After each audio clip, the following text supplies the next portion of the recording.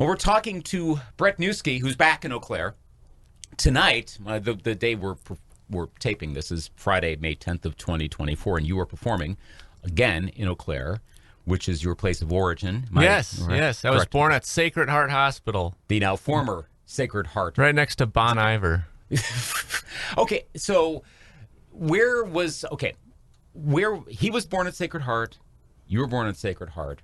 Like, I don't actually know if he was. I just made that up. I mean, he might have been. I don't know. Was. I don't know. Well, because I did play my one Justin Vernon claim to fame is that he played guitar in the Memorial Old Abe Show band my senior year in Old Abe Show choir. Nice. And I don't think I ever crossed paths with him. So I can't do the whole I do Justin. No, I didn't. I mean, he was playing behind me, but there was the whole band back there, and some of my friends were in the band, but I would, of course, associated with them. But he was the new guy, and he was our first guitarist. Yeah. And he did the Danger Zone solo.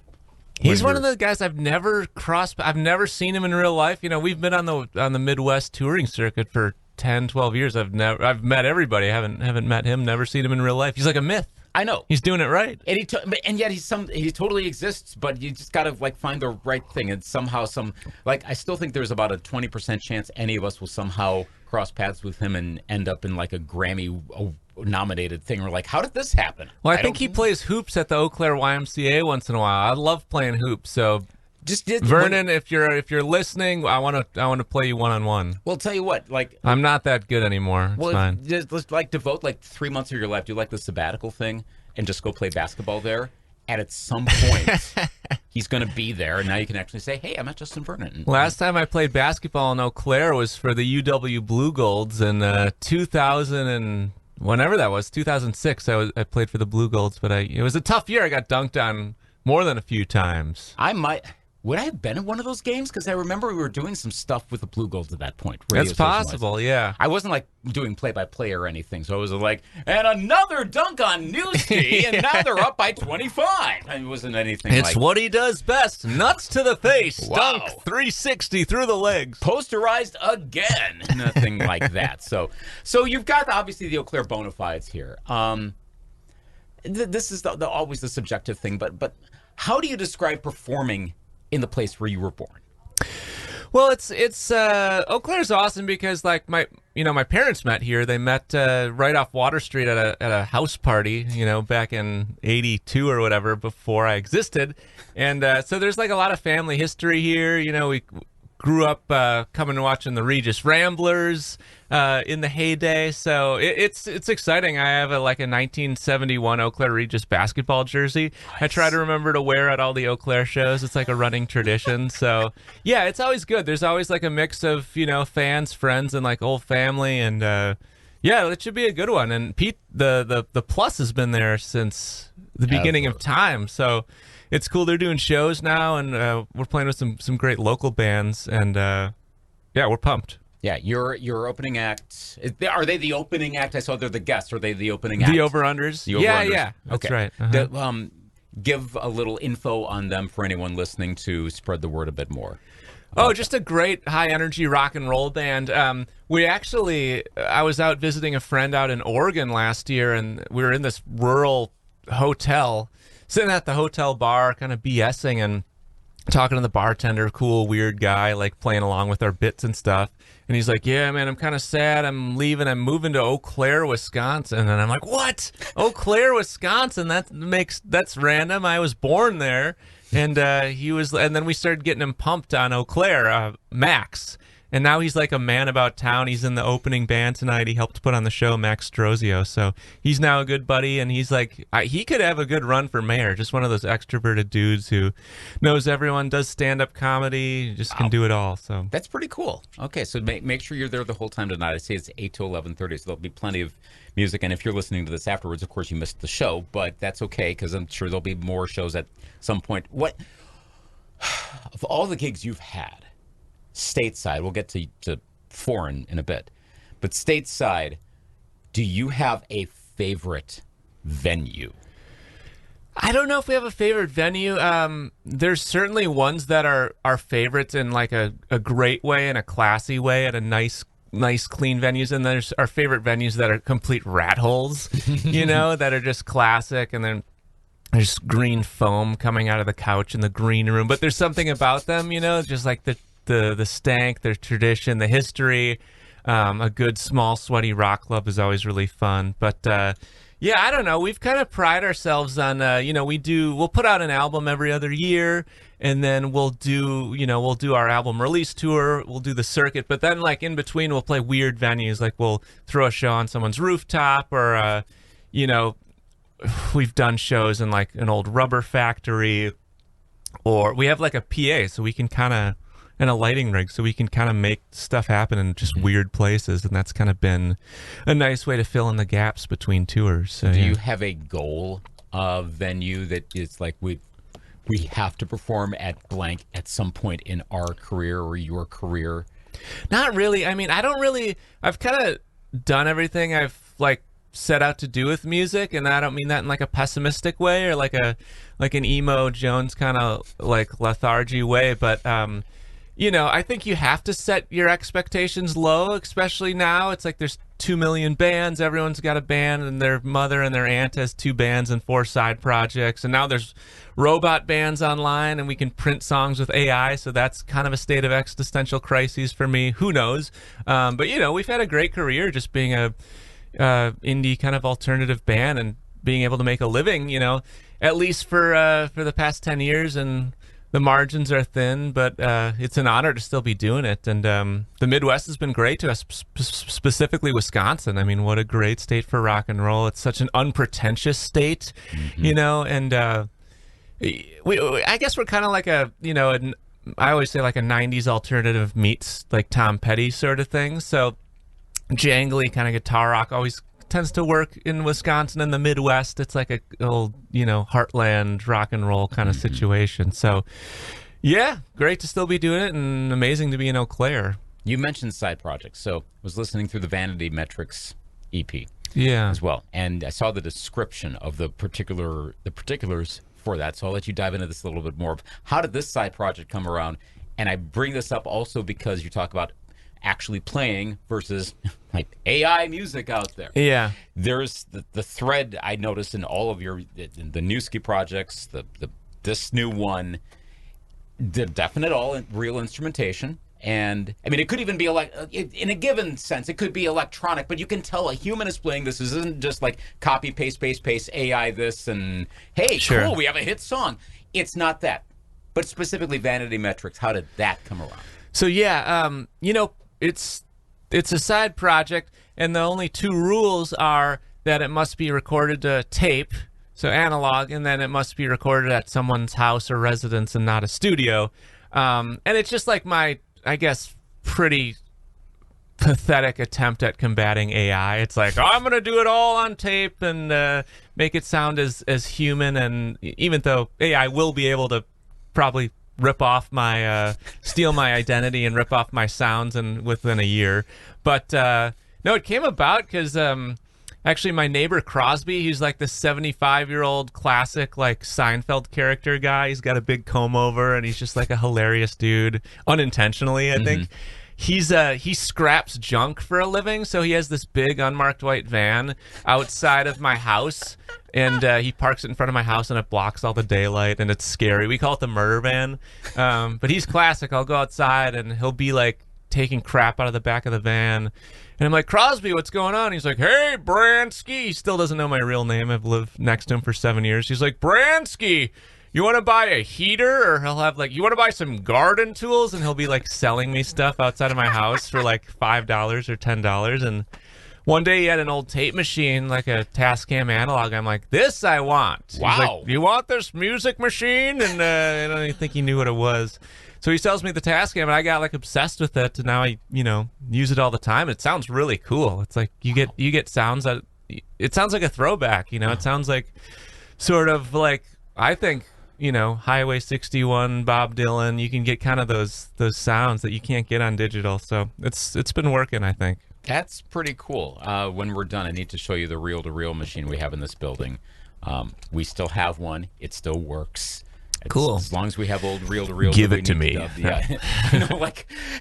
how much it's not going to go for $5. I definitely know that for sure. But it's cool that those things still they still exist. So overseas, you've gone places, obviously. What's your favorite place? You mentioned, Asia, Africa, Europe, or all of these differently. Vietnam, correct me if I'm wrong. Yeah, I lived in Vietnam for 2 years. I think my favorite place to play is in South Africa.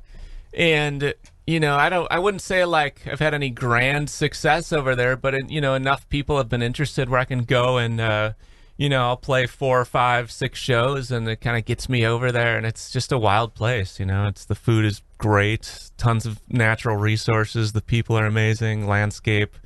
It's just unbelievable. It's hard to explain. It's magic. Do they, they in the broadest sense, because of course each individual country and each individual city is going to have different characteristics, obviously, but do they respond to, and I'll use the broadest term again here, indie rock, okay. Do they respond to that sound any different than American audiences? Is there more of a thirst for it? Is it more of a curio, or what? How would you describe it, having performed for assorted audiences that are outside of American audiences? Yeah, South Africa's super interesting because it's like there's 11 languages there. It's like 11% white, and then there's like Zulu tribe and Kosi, and there's a ton of different cultures kind of blended together. So yeah, it's definitely different. And, the infrastructure isn't quite obviously like it is in the States. So some clubs will be nice and there'll be nice sound, nice lighting. And then the next night it'll be like pretty ramshackle, and you'll like be struggling to find a glass of water, So, but it's pretty awesome. Like Johannesburg and Durban are a bit more rough, a bit more grungy. You got to make sure you don't get hit in the back of the head with a lead pipe, walking down the wrong street. And I think those are some of the more interesting, more fun audiences who really appreciate it. Whereas Cape Town is like probably my favorite city in the world. It's just beautiful, picturesque. It's unbelievable, but also one of the worst places in the world to play music. We call it Flake Town because it's like, you just never know who's going to show up. People are like, yeah, I'll be there. I'm pumped to see you. And then they just disappear off the face of the earth for a year. But it's all part of the fun and the ups and downs and the circuit, And touring life. So there's a new song out, single recently released, at least as I saw it via Spotify. You don't get to pick who you fall for. How did that song come about? So that song, it's probably the most literal song I think I've written. I lived in Asia for 2 years in Ho Chi Minh City, Vietnam, and I was dating this gal who was she was a web developer. She was from Singapore, and she was going to work in Melbourne for 3 months because she could just work remote. So she's like, yeah, Newski, come, hang out in Melbourne. So I was like pretty in love with this girl. And I used all my money around a Christmas flight, which was like, I don't know, 20 million Vietnam dong, which I don't know what that translated to. It was like $1,000 or something. Went to see her, and then she broke up with me right when I got there. So, and I didn't know anyone in Melbourne, so I was just like pretty depressed. I was like walking around, hanging out in parks, like drinking with homeless people and stuff. It was pretty wild. But I made friends with some real nice like vagabond kids, and like we'd go to like the co-op and they'd show me how to like eat lunch for $2 and whatever. So, and it was a rough trip, but I ended up like forging a medical document so I could like fly home early for free and save $800. But it's basically, that song is that story, just literally kind of, verse for verse. It's very wordy. It's kind of like an old school Beck song or something. Very nice. So does it preview another project, or is it a standalone song? Yeah, well, I'm putting together like a vinyl record of all the stuff we made during the Pando, like the Pando singles. So that'll come out eventually. That'll probably be on there. Okay, cool. Yeah. You mentioned releasing albums on a fairly frequent basis. How do you look at the art of approaching song collections? Whether it's because we have every variation of that out there right now, from the biggest Drake level, Future level, let's put out 40 songs and we're going to dominate streaming because of that, down to let's do an EP of 4 songs, to, well, you know what? I came up with 28 minutes worth of music. I think I'm literally quoting your last album, was 28 minutes worth of music. And that's it, to we're going to throw out singles, and there's everything nowadays. So how do you look at that from an artistic point of view in terms of albums, EPs, singles? Does it vary, or do you have an ideal approach? Well, I treat art very much like a job, and there's probably like hipsters hearing this maybe rolling their eyes and being like, this guy stinks, that's not cool. But I mean, I wake up at 8, I try to make art till 6, and then at that point, once you have a bunch of songs, you just try to group them. I mean, you take the best ones, you throw the crappier ones in the trash, in the digital ether, and then you try to find some cohesion. And I think at this point, it's just like you have to use the songs that you're most excited about. Because, if you want to be in music and like do it for a living or a part-time job, it's like, it's such a long burn. You have to be pumped about what you're doing. And that's kind of the way I think to go the distance. And it's actually like very cliche advice I get from all my elders, and it's good advice. But yeah, that's how you do it. And I don't know, like I said before, I'm in a bit of a state of existential like loss of hope for the future with like robots making art, where we might all be like the robots might make the art and we might just work for $13 an hour, and we might be really excited for the new Cyborg 44 album to come out in 4 years and being like saving our measly wages. And I don't know, I'm trying to be funny, but also at the same time I'm trying to like snap out of it, because there's nothing you can do about it. You just got to forge ahead and keep making stuff. Yeah, it's like the 9 o'clock slot at Coachella, like, oh great, so we're gonna watch holograms up there, cool.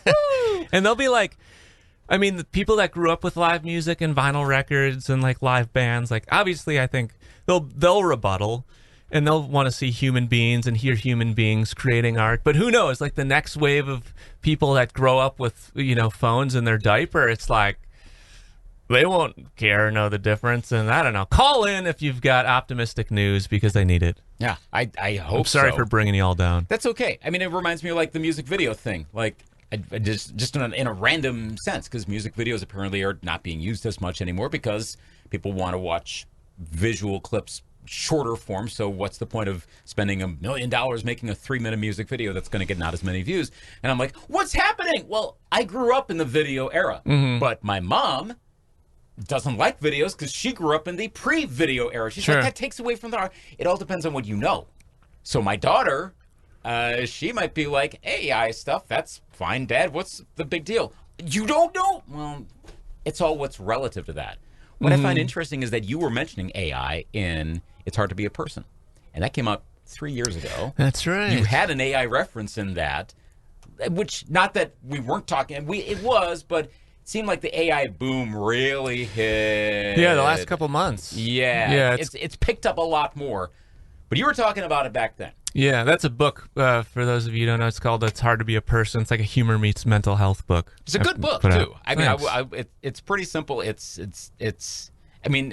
not going to be a deep read, and that's good, I think, because you can get through it in 35 minutes, I think. You can, and learn something out of that. I mean, I remember my wife was looking at me going through that, and I mean, I have a little bit of like, I don't want to say diagnosed, but doctor's like, yeah, you've got some anxiety. And she's like, you could probably use a few things in that book. I'm like, yeah, I probably could, actually. So 3 years on, how do you reflect on it, and how, if at all, it has made a difference with anyone else?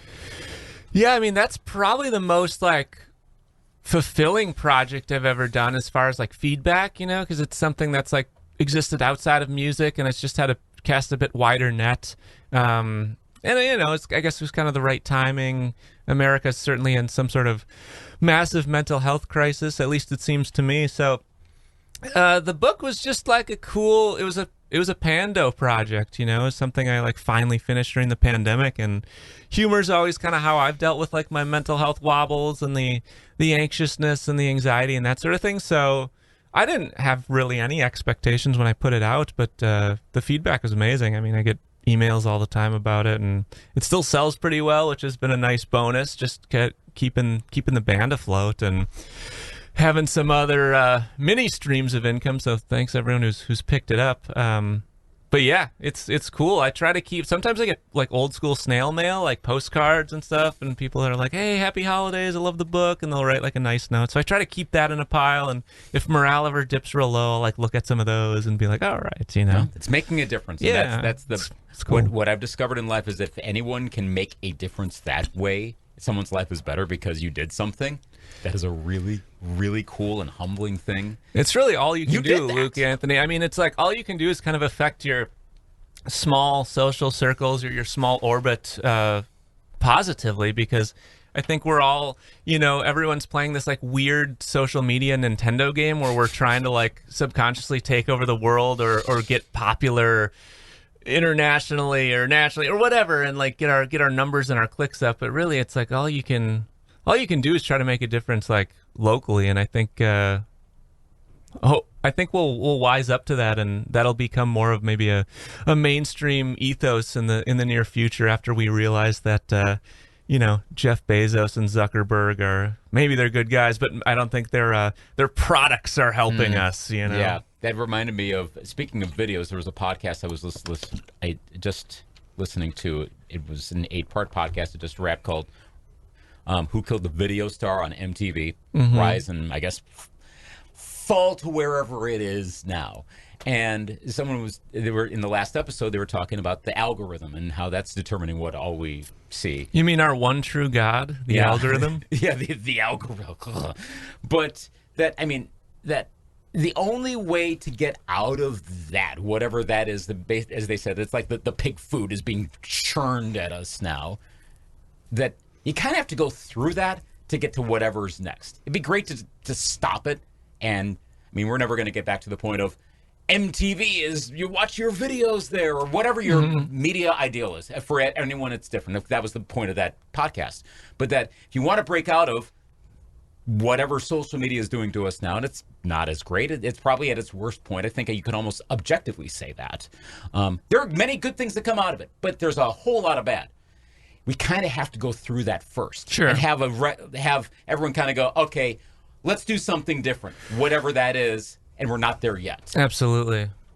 So having stuff like that book to say, no, take your time off, put your phone down, throw it over there, throw it in the river, or whatever. And I'm picturing some of the images from that is a good thing. Going to your show tonight, or wherever, if someone's listening and they're somewhere else in the state or in the Midwest or wherever, what are you going to be performing?